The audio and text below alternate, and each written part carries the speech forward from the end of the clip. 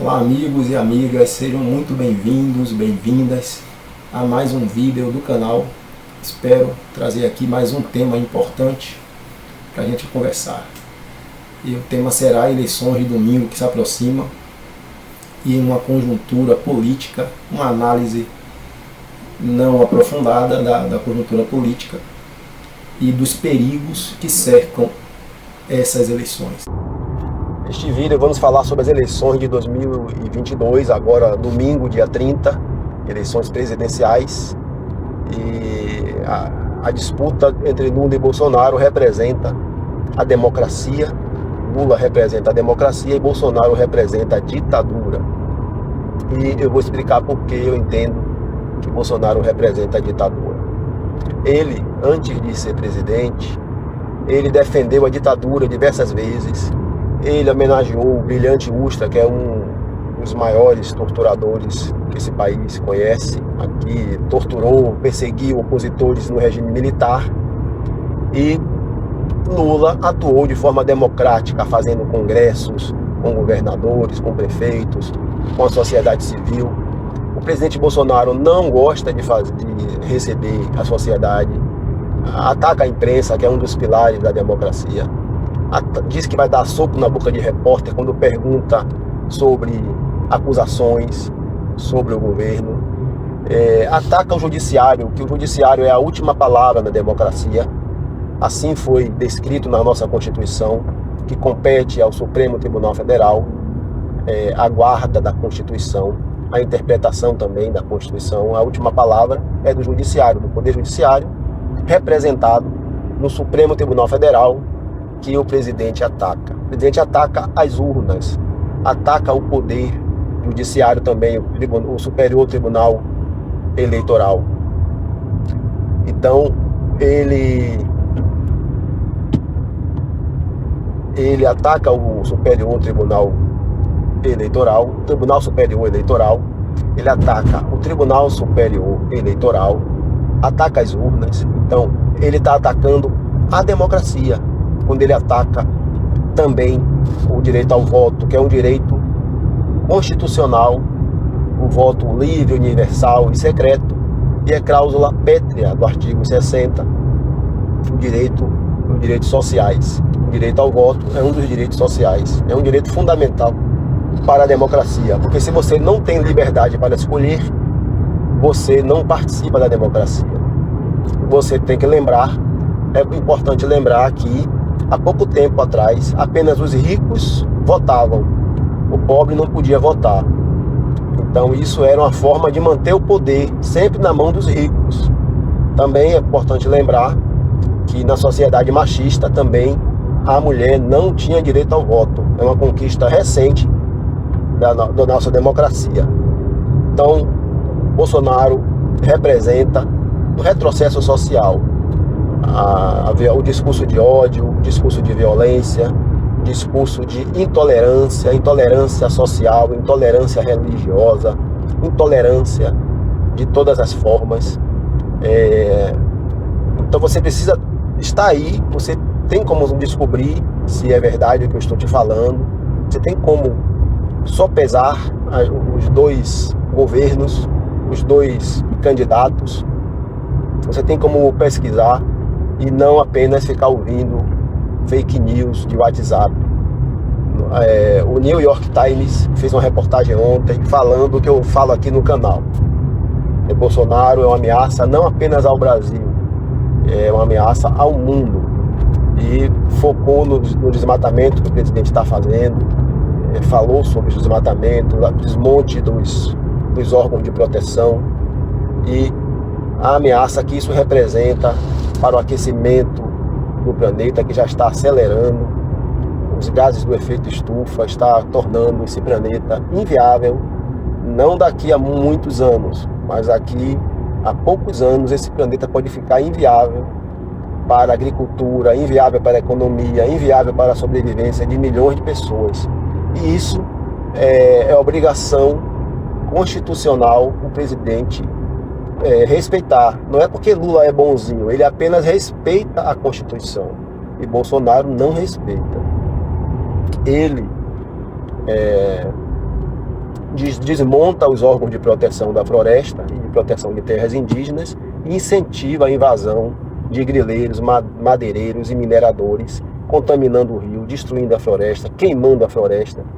Cada árvore da floresta amazônica tem um ciclo, o ciclo das águas, que juntas formam um grande rio voador, rio de água, que a vazão de água é maior do que a vazão do rio Amazonas. Então isso está sendo destruído diariamente e chega a um ponto que a floresta não vai ter mais como se recuperar. Então o New York Times está ciente disso, que a importância da eleição em 2022, agora de outubro, vai decidir sobre isso, quem defende a floresta e quem desmata a floresta, quem defende a democracia e quem defende a ditadura, atos antidemocráticos, desrespeito à imprensa, de respeito ao judiciário, de respeito ao próprio cidadão, incentivando o cidadão a se colocar em perigo com a arma na cintura, quando é o Estado, é dever do Estado proteger o cidadão, é dever do Estado a segurança pública, para isso pagamos impostos. Então há uma inversão de valores, até porque essas armas não chegam na mão do cidadão, da maioria. Essas armas chegam na mão dos bandidos, que têm dinheiro para comprar essas armas de elevado valor. Então essa eleição é uma eleição histórica, como o fim da escravidão foi uma data histórica em 1888, como a promulgação da nossa Constituição em 1988 foi uma data histórica, como as diretas foi uma data histórica, como a Declaração dos Direitos Humanos em 1948 é uma data histórica. A data de 30 de outubro de 2022, domingo, as eleições presidenciais, é uma data histórica. Importante lembrar que também tem a eleição de Haddad em São Paulo, que também é uma eleição histórica. Haddad, um homem um homem exemplar na política, não pode perder para um homem que tem os ideais bolsonaristas, é apoiador de Bolsonaro, defende o fim das câmeras nas polícias, no uniforme das polícias. Essas câmeras diminuíram em muito a mortalidade, a violência, tanto de policiais, a diminuição de mortes de policiais, isso deveria ser mantido para proteger os policiais, quanto a morte de cidadãos, de acusados, de suspeitos, também foi uma queda drástica. Foi uma decisão acertada do ex-governador Dória, e que diminuiu os índices de violência. Então Haddad é um dos melhores ministros da educação, não pode perder para uma pessoa que defende violência, que defende o final das câmeras, que em último caso vai aumentar a violência, né?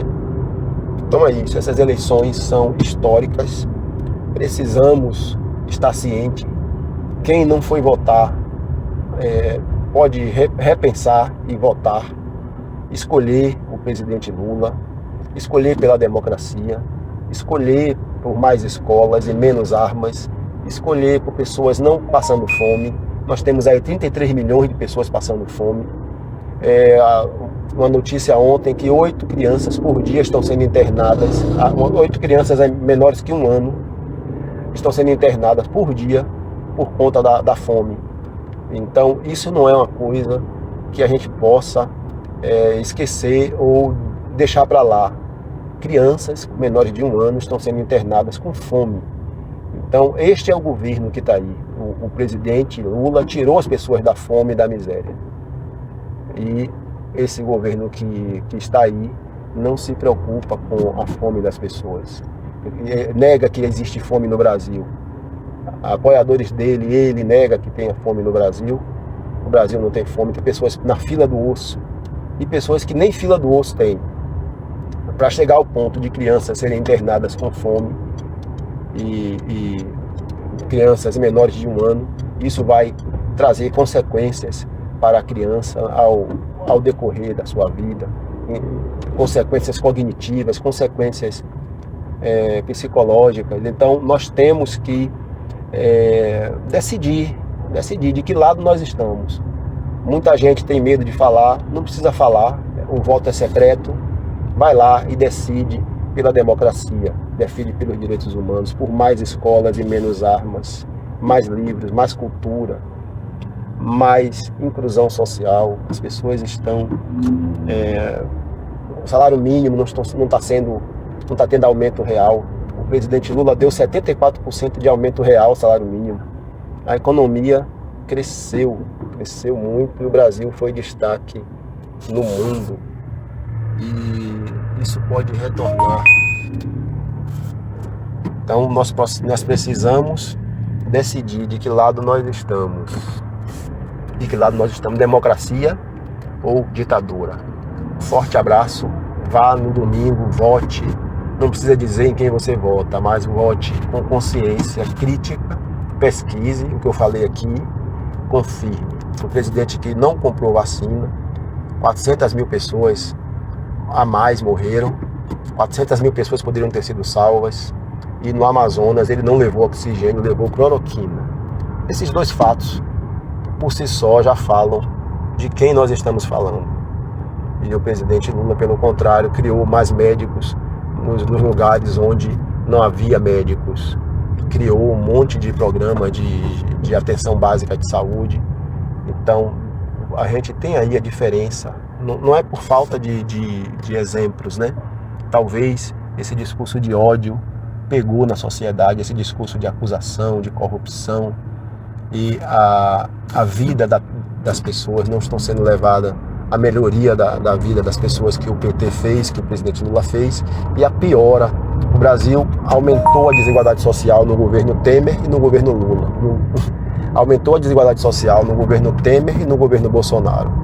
Então vote com consciência, vote para mudar nosso país, para que essa violência acabe, esse discurso de ódio acabe e volte a democracia, a liberdade e os direitos humanos. Forte abraço, até o próximo vídeo.